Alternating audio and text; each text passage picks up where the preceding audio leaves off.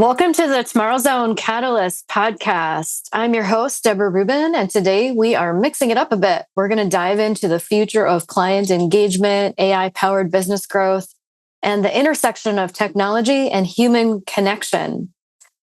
Joining me is my co-host, Jennica Burgh, TomorrowZone's Director of Operations. She has been a driving force in practical AI application for automating our processes at TomorrowZone.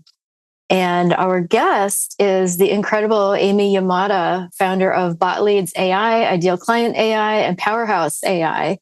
Amy and her team are redefining how businesses attract, engage, and serve their clients, blending cutting-edge AI with high-touch, authentic experiences. So today we're going to dive into how we can leverage AI practically without losing that all-important human touch. So Amy, Jennica, welcome to the show. Thanks so much. I'm so excited to be here. This will be a fun conversation. Yeah. I've really enjoyed all of our conversations about AI and geeking out with you and your team. So before we dive into that, though, how would you describe what it is that you do in the world of business? Yeah, well, it's definitely evolved a lot over the last 2+ years with just diving into AI. But I've had my business for the last 13+ years in the space of business coaching and specifically with authentic marketing and irresistible messaging. So focusing on how do we as entrepreneurs deeply connect with our ideal clients, with our audience, and then once ChatGPT became mainstream and we dove in pretty early on, we started to see how I could integrate ChatGPT and now other AI tools, now building our own into what I've been doing all along with this authentic marketing, authentic messaging, focusing on the ideal client and speaking their language. And it's been really fun. And it's evolving so quickly. So it has evolved to where I would say at this point, I've always been a speaker. I love speaking. I love hosting workshops and events, whether they're virtual or in person. And also now an AI business strategist and coach. So it's been a really exciting ride. What a cool journey. I think it's so neat that, everything that you've done in business has been about that human connection, whether it's business coaching, leading workshops, speaking at events. A lot of people worry that when you bring technology into the picture that you're going to lose that human touch. But the fascinating thing for me is just how much you're getting out of it as you're really committing to diving in and understanding how to practically apply artificial intelligence to your world of business. I'm going to hand it over to Jennica to dive into just that. How do we leverage AI while preserving that human connection? Yeah, we talk all the time at TomorrowZone about the human side of innovation. And I know that human connection is huge in what you do. How do you see AI enhancing that human connection in business rather than replacing it? Because I think there's a lot of fear around that. So how do you see that? I love this question because I myself have had my moments of fear and uncertainty around like, where's this thing going? Because it just keeps evolving so quickly. And I really believe that it's about how we use it, right? How do we tap into artificial intelligence? How do we leverage it? And what I found is that to me, it's actually improved my human connection. And what I mean by that is we've really leveraged, my team and I have leveraged AI to learn more about humans. And of course, I will always continue to be a student of human beings. I just am a true connector at heart. I always have been since I was a little girl. And I really love like geeking out on communication and connection and how do we interact with one another? How can we seek to understand one another? And so when I started to really leverage AI and experiment with it, I found that I could actually learn about deep human insights and learn things about human beings that I wouldn't necessarily be able to do unless I had a massive team and a lot of money and market research, projects happening all at once. It's like you can tap into AI and learn so much about the people that you're meant to serve, for example, like your ideal client. So I just have found that it's been fascinating to learn more about humans through using AI, which has made me a better connector when it comes to human interactions as well. Isn't it just cool that we could leverage machine intelligence to become better humans? Yes. It fascinates me, and I know there might be people, that hear this conversation, like, I don't know, like it doesn't seem right or aligned, and I have had those thoughts and feelings as well. And at the same time, I'm like, well, try it. And I think part of what bothers me sometimes is the word artificial, because there's naturally a kind of a negative feeling around the word artificial, fake, inauthentic, and I'm all about authenticity. I wish there was another word, and I've played around with different words in different conversations. I just was with a group of peers on a call a little bit ago today, and one of them called it advanced intelligence. And I was like, oh, I like that.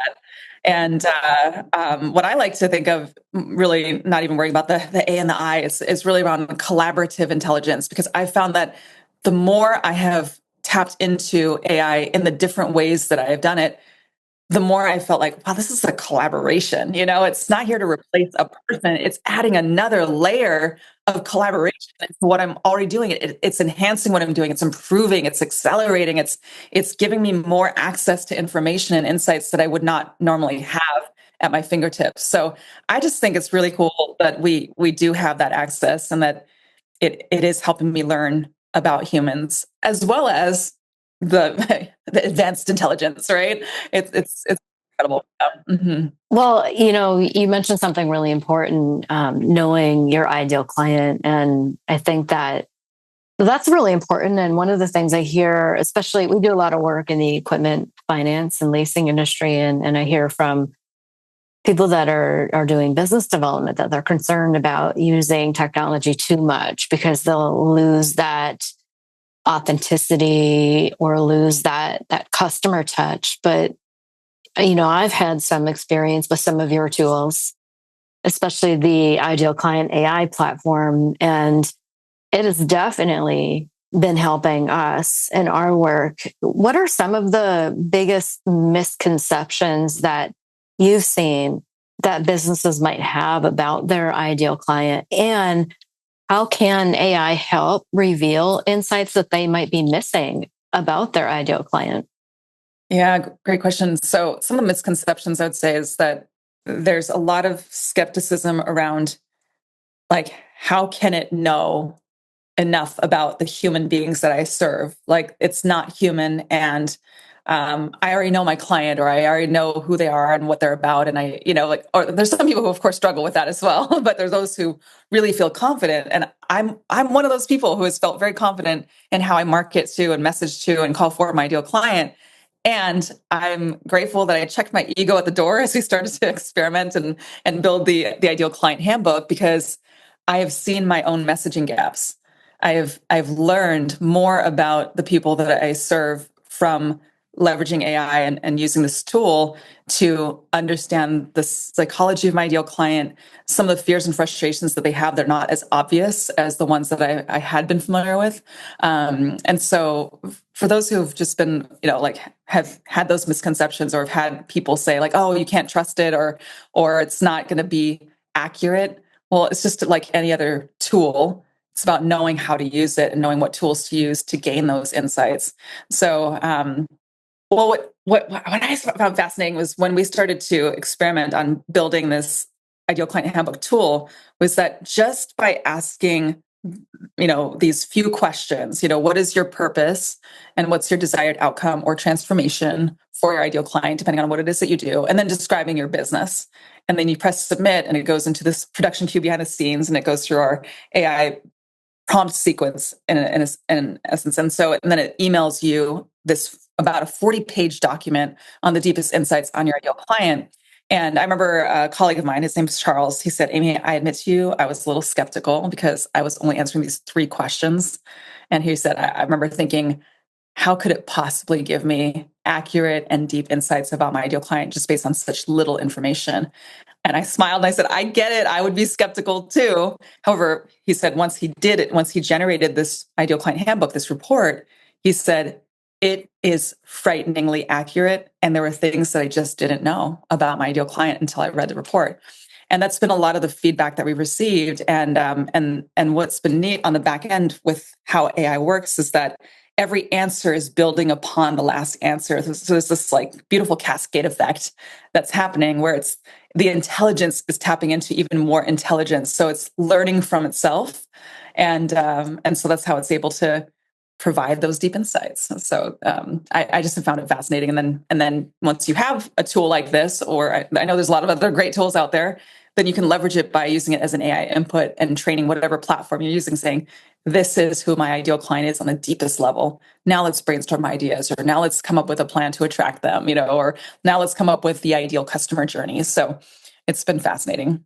Well, we've really been enjoying leveraging that tool in our work. And, you think about how long it takes to help a person on your team to understand what it is you do and your ideal client and your target market. It's easy for me to understand because I've been doing this, for the past over a decade now.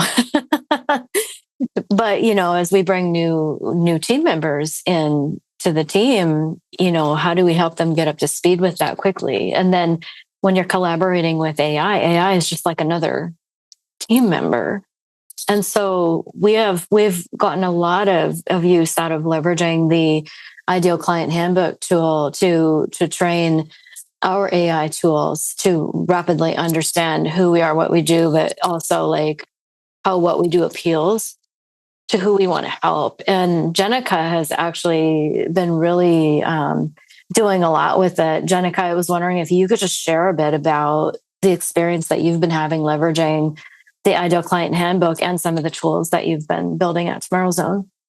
Yeah, it's honestly, Amy, it's been a game changer for us. I mean, it really, and I understand what Charles was saying, because you're answering these three questions, and what we've gotten is amazing. And it's not something that, you sit and read it and then are trying to input it. I mean, we've, almost everything we do with messaging, well, not almost everything we do with messaging, that is an input. We've built a GPT that is a TomorrowZone Messenger, where that is the main input. But it's not just content generation. I mean, that's a huge aspect of getting past the tyranny of the blank page. But even when we're coming up with, with offers, or, is this something that our market would even be interested in, to be able to use that as feedback and say, here's our ideal client. This is something we're thinking about. Would they even be interested in it? What are we missing? How could we help them more? And it's been such a fun tool to really go deeper and know that we're meeting our clients where they're at. And, it's a reality check, because not every day idea is a great idea, right? So sometimes it's like, maybe try this. So yeah, we've really, really appreciated it. I love using it to test our ideas. 'Cause back to what Jennica was saying, like, I know not all my ideas are awesome, but I have them all the time. And so AI really helps me to narrow things down and go, yeah, maybe not that, but this really would appeal. So you can actually use it to test your work for you. Yeah, it's helpful to get that feedback in real time, right? And just instead of assuming or needing to run it past a bunch of people and taking all that time, it's like, okay, does this align? Like whatever it is, it could be a web page, it could be some idea of an offer or a new package or something, to say what's, if you upload your ideal client into it and say, will this align? What do you think they will love? What do you think is missing? What should I remove? And it can give you that feedback, which is so valuable. Or will this message land with my ideal client? And again, I always think I pride myself on being a messaging person, right? And there are times when it's like, that subject line or that, that hook is not really it's gonna miss the mark on this. Like, okay, like, wah, wah. But I'm so glad. I'd rather know, right? I'd rather get feedback and then make a decision which way I want to go than to put something out there that hasn't received that kind of those check marks. And like, is this really gonna, stand out with all the noise that's out there? So I love using it for that, because it does help to get that feedback. I had an interesting use case today. So, we're growing and I'm working with a prospective customer that's owned by a foreign parent. And so I was collaborating with AI just to kind of narrow down my pitch. And I wanted to definitely appeal to my target buyer. But the other thing that the AI was able to help me with is how do I need to adjust the tone? Because I just found out that not only am I talking to the president of the US based subsidiary, but they need to present this to the parent that's foreign. And it's actually a culture that I don't deeply understand. And so I was able to say, how do I need to adjust this so that it appeals and it contains the essence of my message, but is in a language and tone that also appeals to the business values of that country. Mm-hmm. And it was just amazing what it came up with and what it taught me about how I need to adjust some of the language about innovation across different cultures. Yes, fascinating. I love that you're bringing this up because this is the power of advanced intelligence, right? Like this is it. And to your point, recently, I'm half Japanese, half American, and my father's full Japanese. I mean, his first language is Japanese, and I was born and raised in Yokohama, Japan, but went to an American school, and we spoke English at home. And even though I was born and raised there, my Japanese is not good. I can understand a bit more than I could speak, but I just never fully became fluent. So recently, my partner Ken, who he was like, well, I wonder if I built you a GPT that can take into consideration not just the language translation, but the nuances and the cultural, influence and everything. And for the first time in my life, I sent an email to my father all in Japanese, and I asked him, I said, "Can you tell me if this is, sounds accurate?" And he said, yes, it is. And he said, he goes, I still recommend that you, study the language. And, of course, he was being my papa.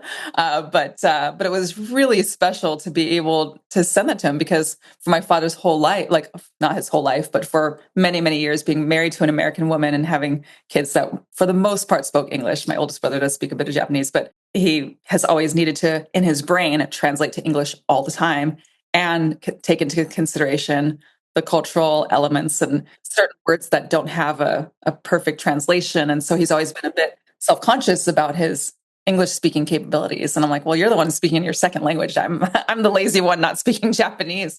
So I love that you bring this up because this is a perfect example of how amazing it is to have this tool that can not only translate, but also take into consideration all those nuances that you were speaking into. Yeah. I think that's a great segue into our next topic. Yeah, and I love that cultural aspect as well, how you're bringing that in and how you did personalize it. And one challenge that many high growth businesses face is scaling while still maintaining that personalized experience, like you were just talking about. So how do you advise companies to balance automation, but really still make sure that they're keeping their interactions truly personal?